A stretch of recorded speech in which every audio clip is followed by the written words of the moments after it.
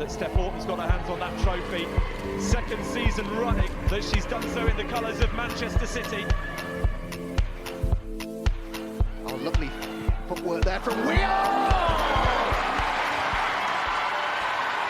A special goal in a special game from Caroline Weir. That is world class. That is outstanding. A worldie from Weir. Hello and welcome back to MCW Fancast. I'm Emma. Thanks for listening. We're glad to be back. I'm sorry it took so long. It wasn't my intention whatsoever, but COVID had other ideas. I've been feeling a bit under the weather, but it's good to be back. Looking forward to welcoming our guests on the show this week. We've got Dave from the OSC and Shahan from the Bristol City Vixencast. Really looking forward to recapping on recent games with Dave and looking ahead to the weekend where we face Arsenal at the Academy Stadium. But we've got a midweek game to look back on, which is the Conti Cup Quarter Final against Bristol City at the Academy Stadium.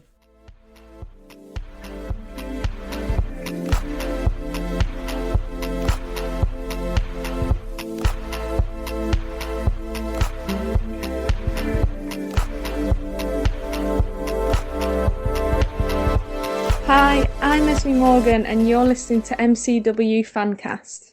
Dave, Shahan, thank you so much for joining me on the podcast this week. It's a pleasure to have you both. How are you keeping? Hi Emma, Happy New Year. Yeah, I'm fine, thank you. Hope you're well, and hi to Shahan as well. Good evening, Emma. Good evening, David. Yeah, I'm fine, thank you for asking. And good evening again, Dave. Of course, we met last night at the Academy Stadium.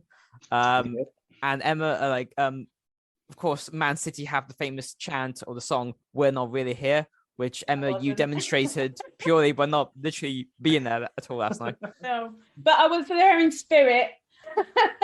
Midweek trip for Bristol City to the Academy Stadium in Manchester for a quarter-final cup tie in the Conti Cup. Before we get into the game, though, let's talk about Bristol City, Shahan. I mean, following on from last season and relegation from the Women's Super League to the Championship, it's been quite a season so far. Last night's defeat in the Conti Cup was the first, I think, Bristol have had since, was it October of last year? So how happy have you been with the performance since making that transition to the Championship?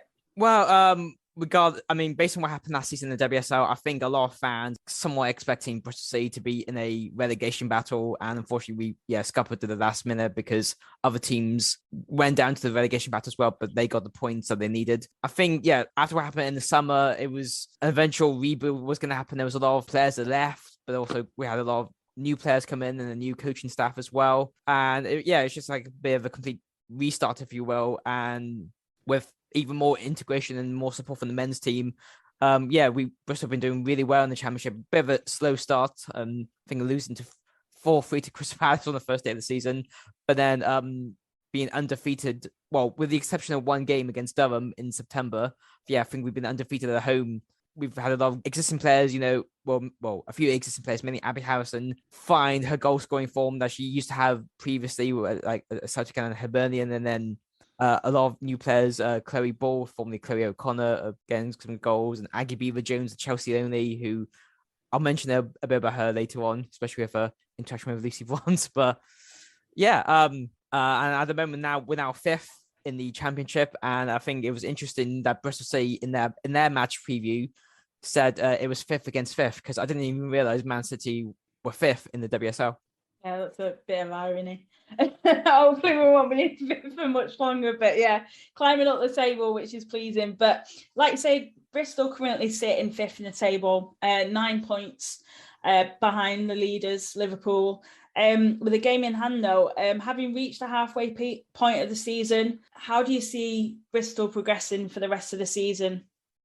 I mean, I think we can push for the top 2 or 3 spots, but unfortunately now, compared to when Bristol were last in the Championship or WSL 2 as it was back then, there's only just the one promotion spot, because when Bristol City were in WSL 2, they finished second beneath Yeovil Town, and both teams got promoted up. And as you said, Emma, we're 9 points behind the leaders, who are now Liverpool, and Liverpool also had a bit of a slow start, but under Matt Beard's continued coaching and leadership, the team have really found form in the Championship. Like those players are starting to find their place, find their position, and it seems, they seem to be like the real big threat. And a lot of fans, including myself, thought Durham were going to be the big threat, but they've lost more games than a lot of fans thought. And when Durham are literally now a point above us and in fourth. So, yeah, and it's going to be interesting what's going to happen in April when Liverpool come down to Bristol. And that game's going to be played at Ashton Gate Stadium, where City men play. So, yeah, that'll be a really entertaining fixture. When you obviously went into the Championship, were you expecting it to be as competitive as what it is? Realistically, no. But then again, I wasn't expecting Bristol City to dominate the Championship. One team usually has in previous seasons. So like last year it was Leicester that dominated, and the year before it was Villa, and then the year before that your neighbours in red. I probably won't mention their name if you don't want me to. But if you want, it's okay. Like Man United did. But it's great to see other teams compete in the Championship, because again, it's so strange. Like literally, the table can change every single week depending on who wins and who loses. And I think at one point at the start of the season, like I think the teams that were semi-professional were at the top of the table, like Sheffield United and Sunderland. And now, if you look at the table currently, with Liverpool top, who I think are now having more investment from their owners, or at least they're taking more seriously this time.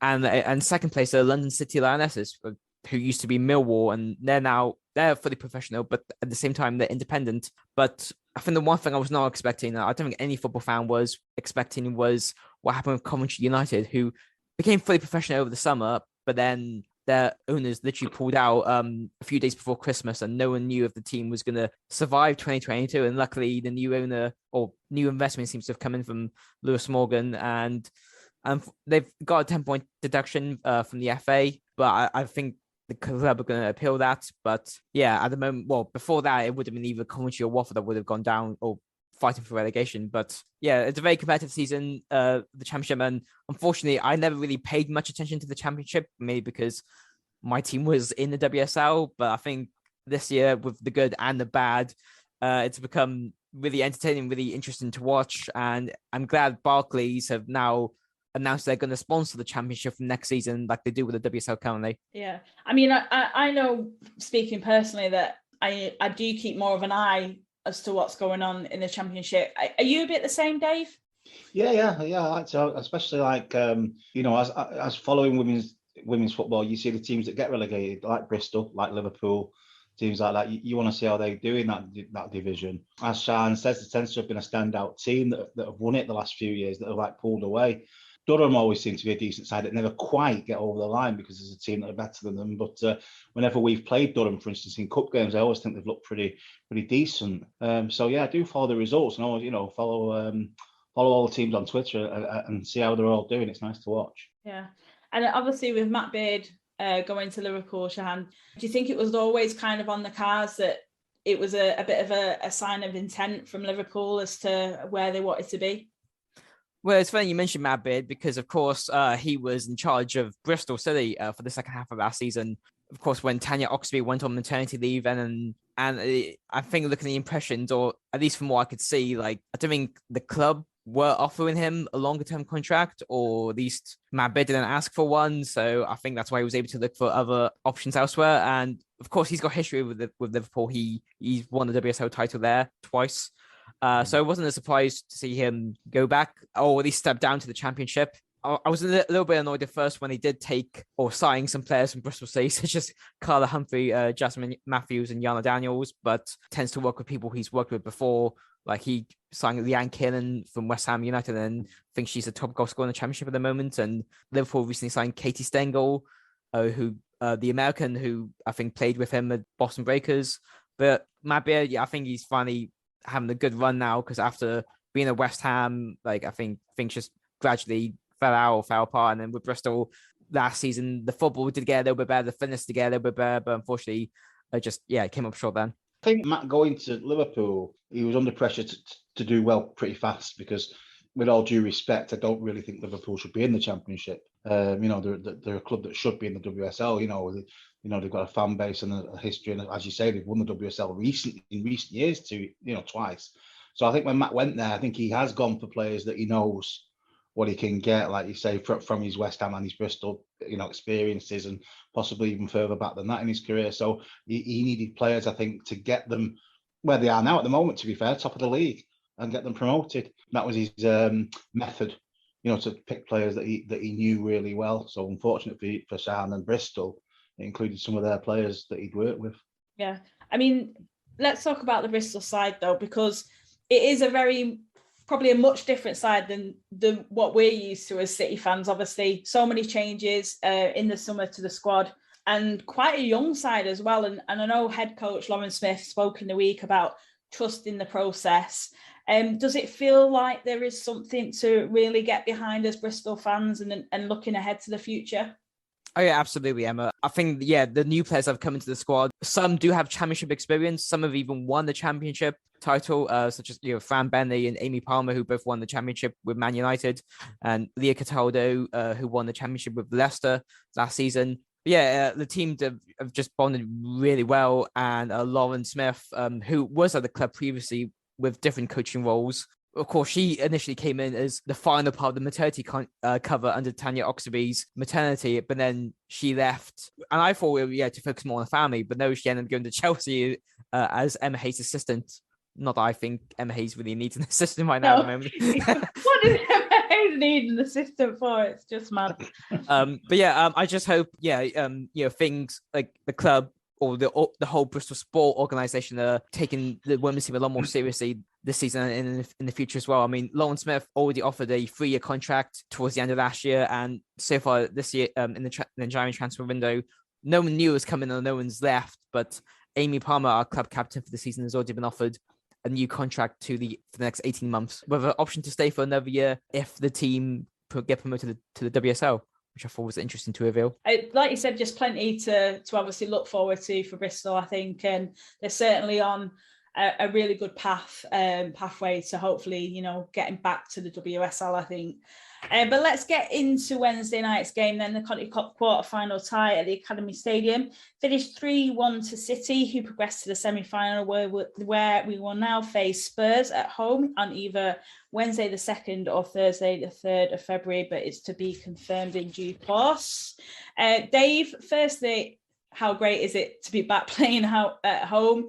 And how are you feeling heading into the game, especially after what's been a great start to the year with recent results coming off the back of the winter break? Yeah, we've not had much time to prepare for this game because we only qualified for it last week by beating Leicester. But having gone to that Leicester game and know how well we played that night, we are in good form recently. We've had a lot of good wins. But as you say, Emma, they've all been away from home.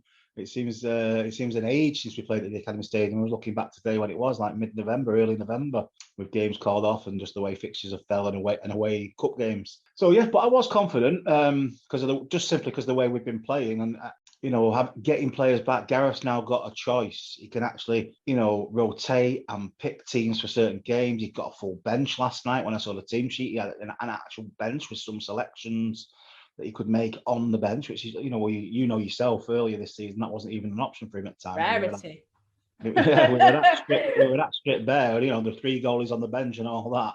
Yeah, so I was confident because we were at home. I was confident because we were playing a team from a lower division, but I knew, in the past, Bristol have given us some tough games. We know that. I remember the 2-2 when Steph scored that late equaliser that time. I remember a 1-1 down at Stoke Gifford, when we were probably lucky to get the point that day. So I knew that we needed to be at it and going into the game. And I'm sure Sam will say for the first 10 minutes, I don't think we were very much at it. But it evened out and we started to take control. But overall, confident going into it, and I did enjoy the game. Let's not forget Bristol Conti Cup finalists last season at Vicarage Road against eventual winners Chelsea, but less said about that the better.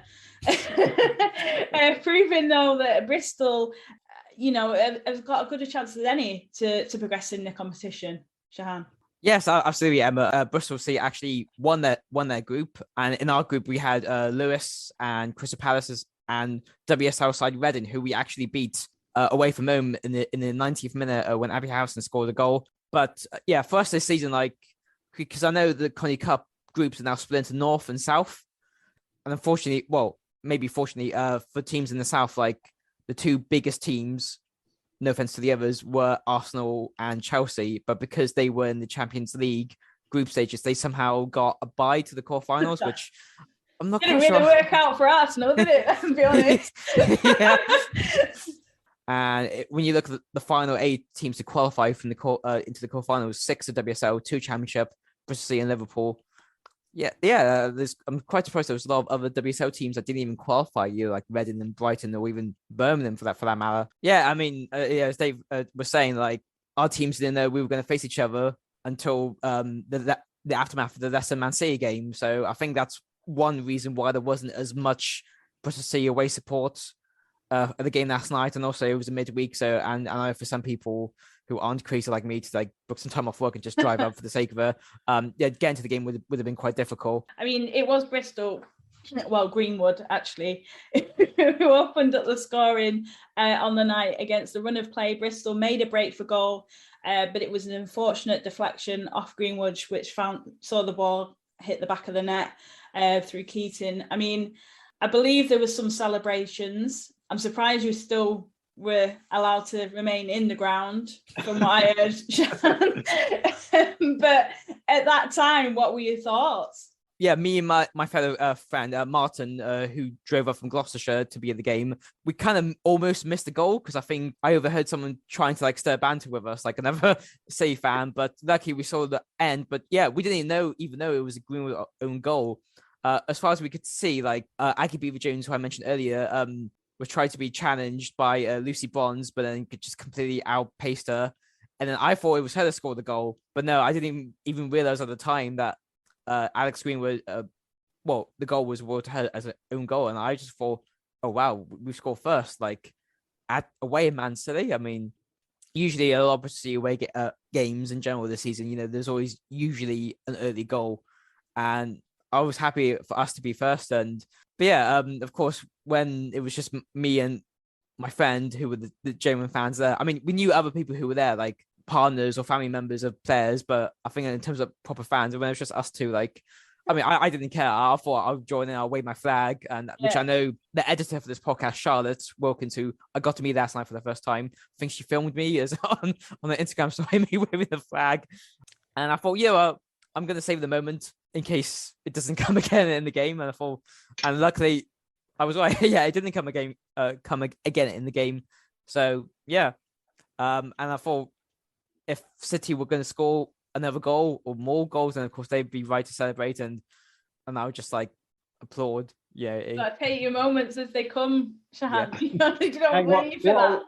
What I will say to any of the Bristol fans who are listening, that he did make enough noise for you all, guys. He really did. He put in a good show last night, Shahan. Thank you. He was jumping up and down. His flag was going. He supported the team brilliantly. So he did you all proud last night. Thank you very much, Dave. And yeah, that's what I usually do, home and away games.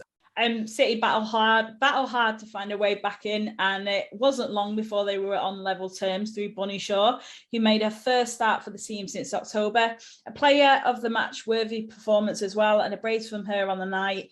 It was really great to see her back in the thick of it, Dave. It was, yeah. It was really sort of like a real traditional centre forward performance, I thought. Maybe not the most finesse performance you'll ever see, but the power that she showed and the skill, especially the second goal, the finishes on both the goals were really, really good finishes. And, to come at a time when we were losing the game, and struggling, and it was good to see her back. And again, it's about options, you see. If he's got the option to rotate, say you don't want to play any player consistently every game if they're getting tired. And Ellen White put in some great performances in the last few weeks in these away games when we've won. So to have Bunny back and available last night and fit, gave him that option. And I thought she took the opportunity really well with 2 really good goals. And I think she might have got even longer on the pitch second half if we didn't have the game Sunday to think about. I think Gareth was starting to think towards Sunday once we went 3-1 up. And as I keep saying, he had these options on the bench. He wanted to give people a game. He managed to get Caroline Weir on the pitch for 20 minutes, half an hour last night, which I think is a big plus for us as well, because we miss her. Because who wouldn't? She's such a good player.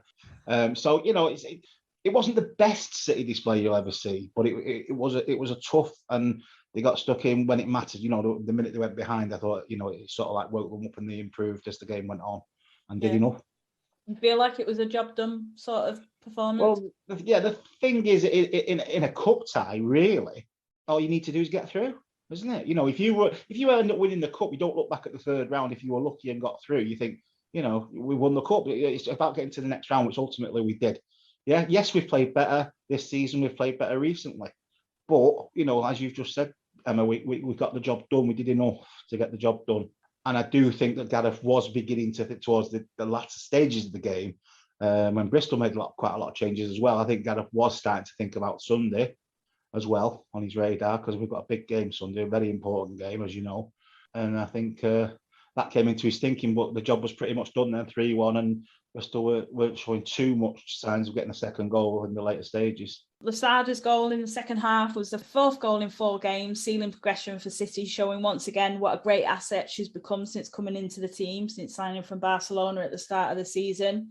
She's been fantastic in the most recent game since coming off the back of the winter break. What a fantastic player. And again, just showing her worth. Well, we saw flashes of it early in the season, but obviously, like everybody else, she picked up injuries here and there and couldn't really get a consistent run in the team.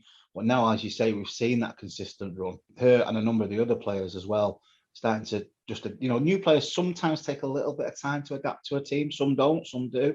Vicky's now adapting, and she's looked just part of it. She seems to fit into the way we play perfectly the last few games. The goal at Leicester last week, the 35-yard goal out, it was just one of the best goals I've seen all season. An absolute belting goal, but she scores different types of goals. Close in, far out, tap-ins and then worldies. She's got a bit of everything, and she's such a good player on the ball as well, which, as we know, we do like that from our midfielders. Yeah, brilliant. I really, really enjoyed watching her recently. So I shared this on the Vixencast Twitter while I was tweeting during the game last night, but Vicky Losada, of course, being formerly of Barcelona, famously scored at Ashton Gate when Barcelona lost to Bristol Academy in the UEFA Women's Champions League in 2014. And unfortunately, I wasn't a fan of the team at that time, but I feel now that I've finally seen Vicky Losada score a goal against Bristol. So at least I have something to relate to the longer term Bristol fans. Yeah. So some people wouldn't even believe that ever happened. So the fact that you brought that up is incredible. But yeah, I mean, there's so much history that Bristol do have within the women's game. It is really unbelievable. Yeah, exactly. And of course, like the current Man City squad have 2 former Vixens and Caroline Weir and Lauren Hemp. The last thing on the performance, just the takeaways from last night. Bristol, it was a fantastic performance, team performance, well-rounded performance from Bristol, and a performance I feel that you can be really, really proud of. There are plenty of positives to take away, I think, for Bristol. Do you agree with that? Yeah, absolutely, Emma. And in Lauren Smith's post-match interview, she said that she wanted to keep the playing style similar or pretty much the same as in the league game, for example. And she said that in some parts it works, and others it doesn't quite work against a WSL team like Man City. Looking at the squad last night, it was pretty much like mostly first team players. I think one of the key changes was Sophie Whitehouse in goal instead of Fran Bentley, who's usually preferred to first choice goalkeeper. But in her pre-match interview, Lauren Smith also said that she had a fully fit squad, which made selection choices a bit harder. And yeah, looking at the feedback, or at least the tweets that some of the Bristol City players have done following the game, I think Abby Howson mentioned something about, not changing their style because they're playing against Man City, and also it was a great learning curve and a great experience to play against some of the best players in the world. And yeah, the focus is now on the league. We got Charlton at home this Sunday.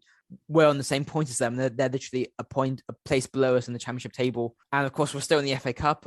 We've got Southampton FC in the 4th round, and that game's going to be played at St. Mary's. So yeah, I think realistically, I wasn't expecting a win against Man City last night. Yeah, last night was my first time to go into the Academy Stadium, and I don't know when I'm going to be back. So I mainly went just for the experience, to be honest. And did you enjoy it? Yes, I did. Yeah, so it was great to meet the OFC. It was great to meet Moonbeam and Moonchester. Always a highlight of any match day.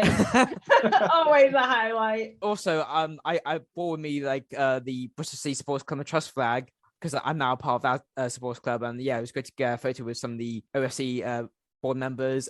Progression for City, Dave. How much do you feel that performance last night and recent performances will bolster the side looking ahead now? Yeah, well, obviously we've had such a up and down first, say 3 months of the season with all the injuries and missing. We were so down in the table. A couple of home defeats which left us feeling all a bit low. I think this run of games starting, Birmingham before Christmas, and since we've come back after the break, You know, we've won away games at Brighton, we've won away game at in the Cup at Leicester, we won at Villa last week. All good wins without letting in a goal. Then we've progressed in the Cup last night. So we're into the semi-finals. We've got a good draw. It's one to look forward to. You can put that to bed now and until it's time to play it. We've got really big league game on Sunday against Arsenal, who, after losing last night themselves, will come, you know, wanting to prove a point and get themselves back on track because they are top of the WSL and they want to stay there. So that'll be a tough game as it always is. And then we've got an FA Cup tie ourselves coming up soon away at Forest, which is another route to a trophy that we want to try and take. So yeah, I think Gareth will be quite happy with the way things have gone. Certainly since the Christmas break. You know, I went to Brighton and at half time it was 0-0, a really tight game, and yet we ran out 6-0 winners in the second half. The performance was just excellent second half at Brighton. It was more really than we could have hoped for. So the performances have really been there since Christmas, and I'm really pleased to see it. As you say, up next, we're back at the Academy Stadium on Sunday for a WSL punch clash, I will say, against league leaders Arsenal. An opportunity to secure points, bridging that gap in positions in the table standings. A big opportunity up for grabs as well, with Arsenal facing their own upset, having been knocked out of the Conti Cup following their 1-0 loss to our rivals Manchester United earlier in the week. We've got to throw everything at this game. We certainly have. I mean, the next three league games, I think, are Arsenal and Chelsea away. They've got cup games in between them, and we've got United at home. I mean, they're crucial, not just because every league game's crucial, obviously, but these are the teams that are actually sitting above us. Now, you know, if we're realistically going to say we're going to try and aim for that third spot and get into the Champions League, then these are games, certainly the two home games, we need to be winning these games. As you know, Arsenal at the Academy Stadium, I mean, it's usually a pretty good game. It's usually close. Last year, I think it took till the 94th minute till we beat them. I think we scored when Caroline scored. It was something like the 94th minute. We beat them 2-1. You know, it's going to be tight and close because Arsenal are a quality side. I know they lost last night. I haven't seen the game from last night, so I'm not sure how it went. Because obviously it was at our game. Wow. Not well for Arsenal. I'm not sure how well Arsenal played, whether it was a smash and grab by United or if they deserved. I haven't seen any. All I've seen literally is the goal. So, but they'll be hurting because they got beat at home. And they'll come, you know, sometimes you don't want to play a team sometimes when they've just got beat because you know the manager will be getting into them. They bought well and recently they've had two or three really good players who, again, they might hit the ground running. We might see them start on Sunday. You might make changes after last night. So it's certainly going to be a tough game, and we need to be 100% at it to beat Arsenal because they're top of the league and they're a quality side. Yeah. Right. So let's get a prediction then. Let's get a prediction from your game against Charleston then, Shahan. Oh, I'm going to use the reverse score of what they did to us when we played away to Charleston in October. I'm going to say 2-1. 2-1. I'm feeling that Dave's going to say 2-1 for us. Yeah, I will. I'll go inside. I'm going to be completely positive. I'm going to go for 2-1 to City with a Lauren Hemp winner, ex-Bristol player, as I mentioned, Lauren Hemp to get the winner. I'm positive. I'm always positive when we're at home and we're playing well, and that's what we're doing at the moment. So. I'm gonna go one more. I'm gonna be a little bit more confident and a little bit brave and go 3-1. Oh, I hope you're right. I'd like that. Make the last 5 I minutes. would love that. You're right. Yeah. In other news, we've had some contract extensions announced by the club. Most recently this week, Esme Morgan has signed a new deal committing to the club for the next 3 years, with captain Steph Horton and Lauren Hemp also penning new deals. How pleasing is it to see players commit to the club, Dave? Fantastic. I mean, good young players like Lauren and Esme. Esme's City through and through. You know, I've seen pictures of her in a City kit when she was a little toddler. Mum and dad are City fans. You know, she said today, you know, it's a home. It's where she wants to stay. You know, when the interview when she signed a new contract. So, and obviously it's terrible that she's had such a horrific injury this season and had to miss most of the season with that broken leg. But hopefully she's well on the mend and coming back because she's such a versatile defender. Esme, she gives you a lot of options across the back. She can cover, and she'd worked hard to get herself almost like first choice into the squad. She'd been there a number of years. She had a great year that year on loan at Everton, come back, worked hard, became like an integral member of that squad, and certainly would have played a lot of games this season with the situations we've been in, other than herself picking up such a horrific injury. So delighted for Esme. Lauren, I've said it 1,000 times. Everyone knows what I think about Lauren. I think she's possibly got the potential to be one of the best players in the world. If she carries on the way she's going, she's absolutely outstanding. So to tie her down to new contract, over the moon, because she's one of those players you just watch and you just up off your seat.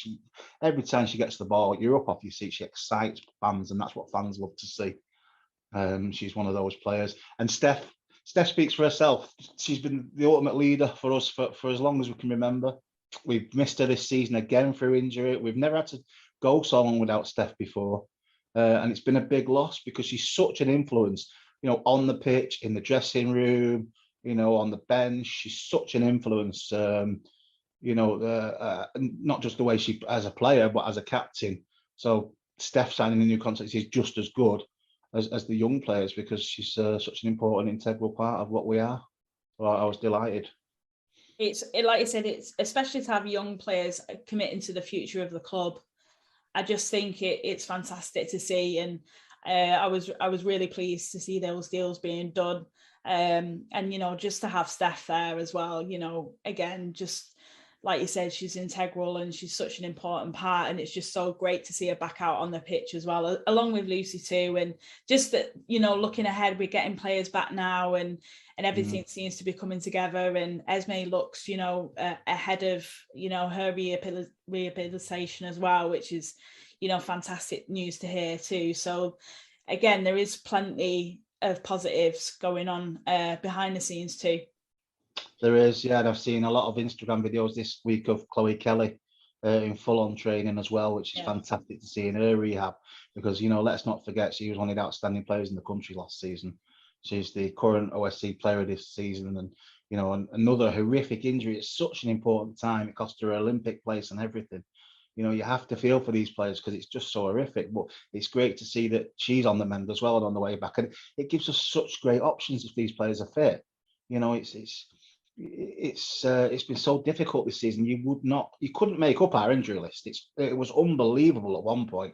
We're still down to the 4th and 5th choice goalkeepers at the moment.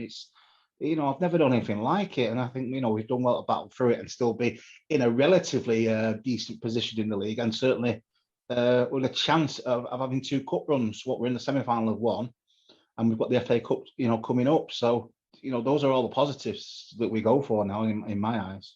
And Shahan, for Bristol, any sort of comings in? Are you expecting any deals to be done? Not that I'm aware of. I mean, I know in previous seasons, from what I can remember, the January transfer window seems to be pretty quiet.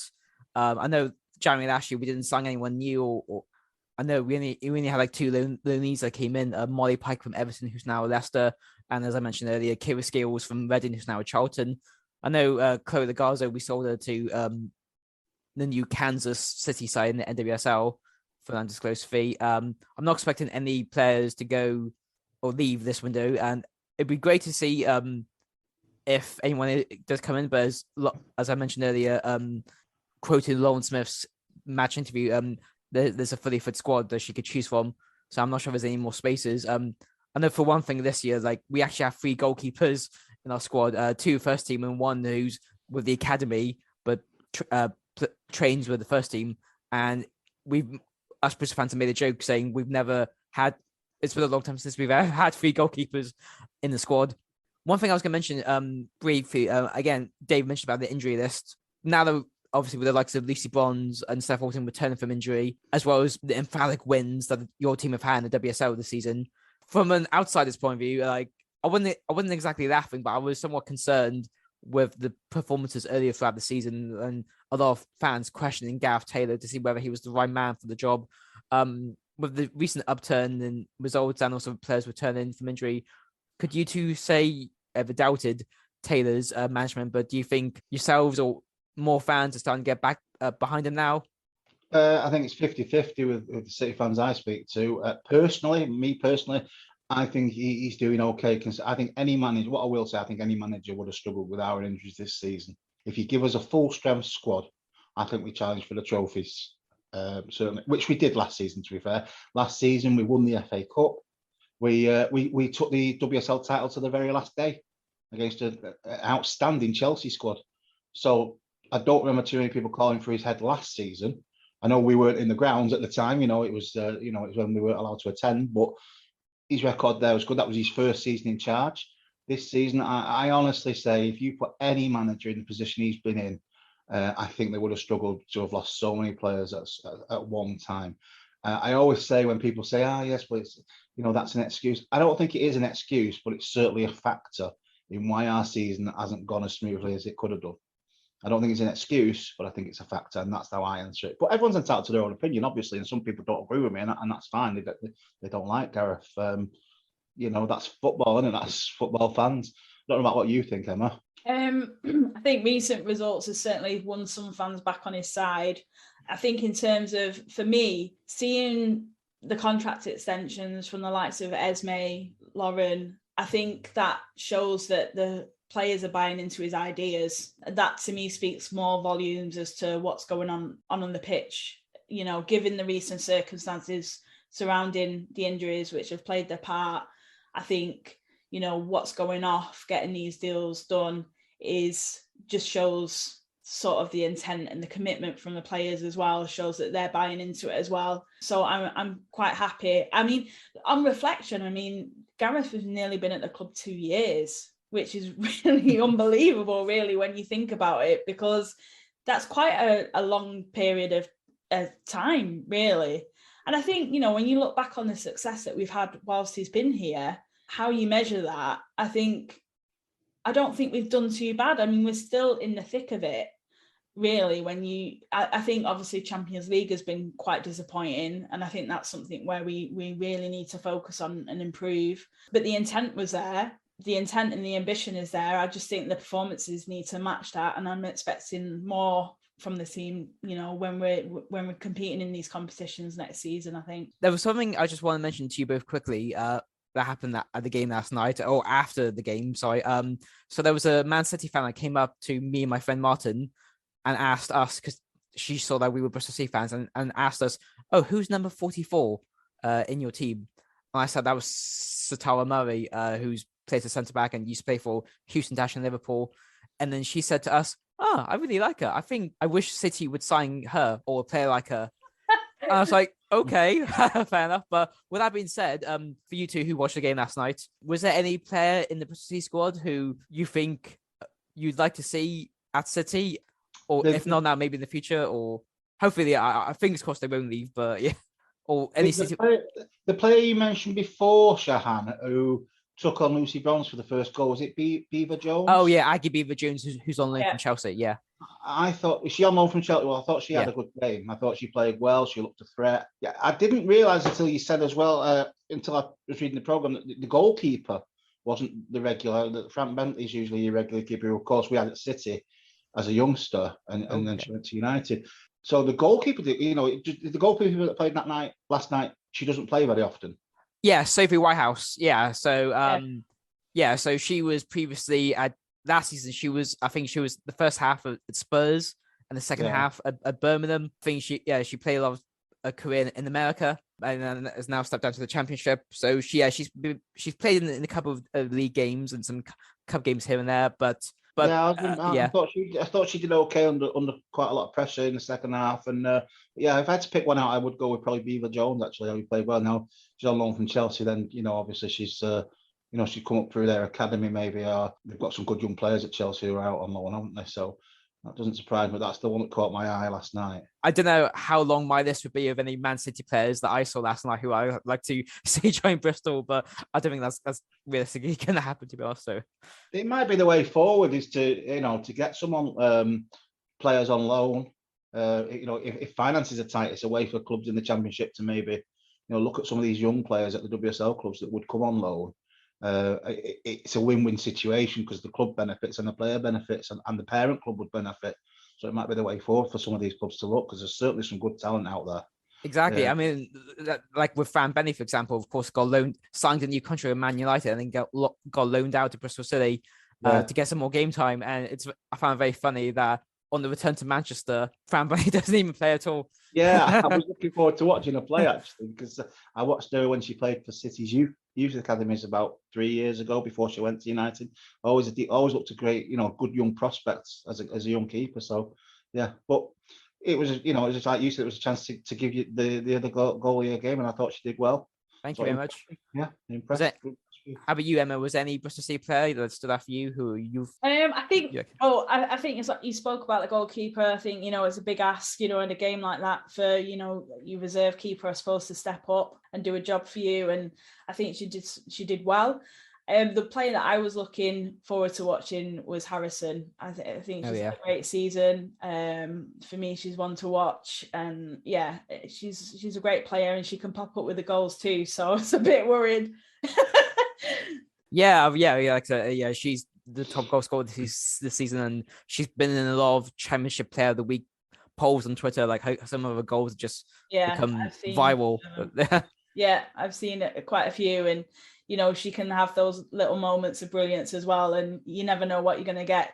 Kind of a bit like Hemp-like, if you like, you never know what you're going to get. And I'm so sorry that I didn't get to see you last night, Shahan, but I hope that you felt that it was worth it. Coming down to the academy, it's always great to welcome opposition fans to the stadium, and it's great that you were there backing your team all the way. And I'm sure that they'd have appreciated you making that huge journey. But Shahan, thank you ever so much for joining us. Really appreciate you coming on and chatting with us tonight. Just like to wish you all the very best for the rest of the season. Yes, of course. Thank you for having me on, Emma. And it's good to speak to you again, David. And of course, I co-host a podcast called the Bristol City Vixencast, which is all about Bristol City women.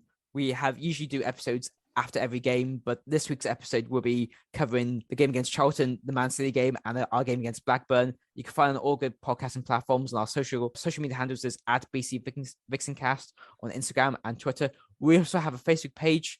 Just search for Bristol City Vixencast, and I like more people to like that page because I spend a lot of time on that page. I know Facebook isn't quite as popular as it used to be, but yeah, just log in and like the page. That'd be good for me. And if you want to find me personally, I'm on Twitter at Shahan, and I'm on Instagram at ShahanXShahan. Wonderful. Thank you ever so much for joining us. And Dave, do you want to just plug the OSC? Yeah, well, I'll just say thanks to Shahan for coming last night as well, because it was nice to meet him and and see him. And hopefully you'll be down again in the near future when I'm sure Bristol will come back up, and we look forward to seeing you again. So it's the same with us. You can follow us on Twitter at mcwfc_OSC. We try and cover all aspects of things. We've got a coach running to Forest for the cup tie at the end of the month, which is very nearly full. So if anyone wants to book on that, they need to hurry up really and get in touch with us. You can, like I say, you can get in touch with us on Twitter or on our Facebook page, or even through Emma at the Fancast on Twitter as well, because it's nearly full. And we want to take as many people as we can, to that Forest tie. So yeah, it's nice to always interact with everybody and meet people and meet fans, like Shahan as well. So it's been a good week all around. Thanks for having us on, Emma, and we look forward to the rest of the season with renewed optimism. Yeah, I like that. Renewed optimism. This week's episode will be dedicated to Ian. As you know, he passed away on Wednesday. Ian was a huge presence in the stands following the team home and away. Much loved by all and will be missed by many. All our thoughts are with Wilma and Ian's family and friends at this time. Yeah, very much so. It's just the outpouring of memories and people on all our social media platforms just show you how many people were affected when they met Ian. He was just one of them people that you remembered and you look forward to meeting again.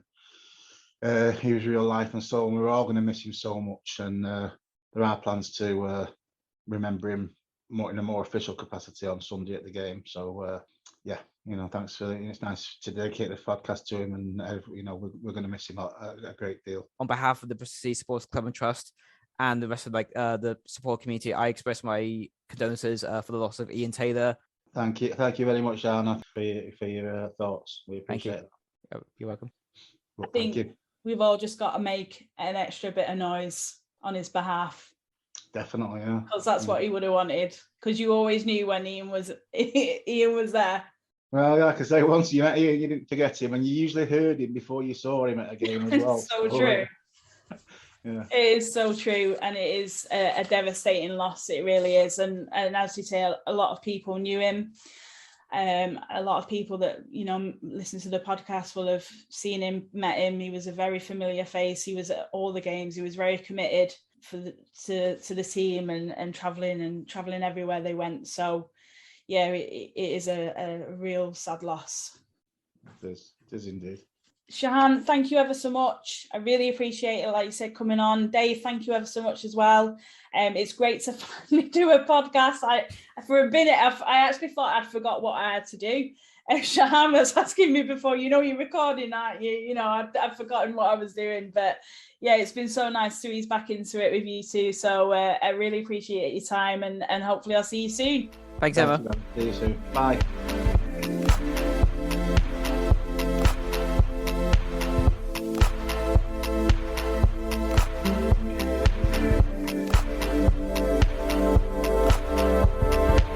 Hi, I'm Lauren Hemp, and you're listening to MCW Fancast. And that's it for this week's episode. Thanks to Dave and thanks to Shahan for joining me on this week's show. We'll be back next Friday, and we hope you can join us in the stands at the Academy Stadium on Sunday for our game against Arsenal. Kick-off is 6:45, and tickets are still available through the Man City website. We'll hope to see you there.